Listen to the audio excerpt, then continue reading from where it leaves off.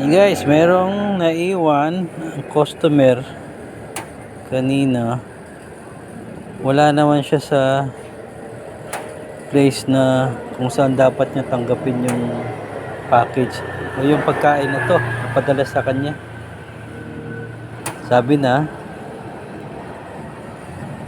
sa akin na lang daw.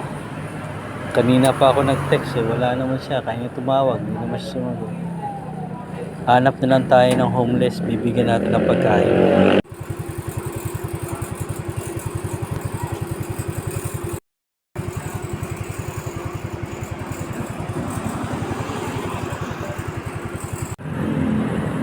Yan, natutulog. Tama-tama. Then bibigyan natin ng pagkain.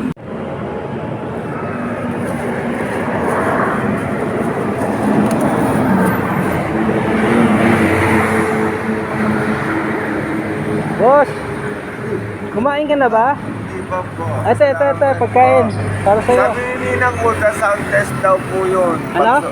Ultrasound test po yan, pang sordon. Kailangan ipanganak po tayo sa ibang lugar. Kasi po, ano po ito eh. Wet po ng lalaki. Okay. Ano kailangan?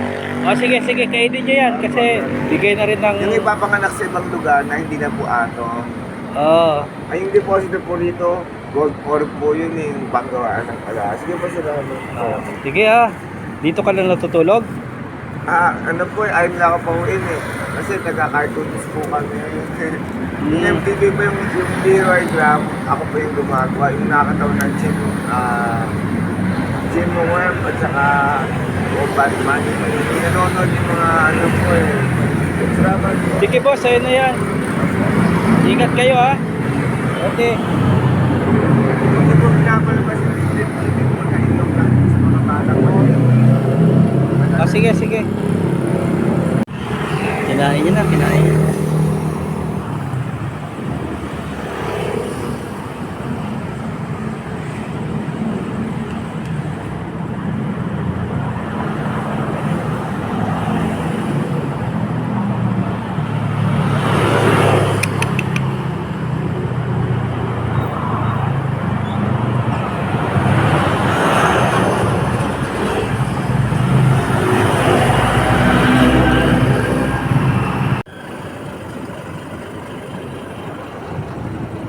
May tubig pala ako rito.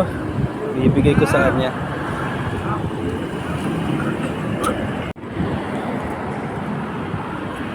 Ay, tubig pala. Wala kang tubig dyan, oh. Pagtsagaan mo na, yan na natira eh. Okay?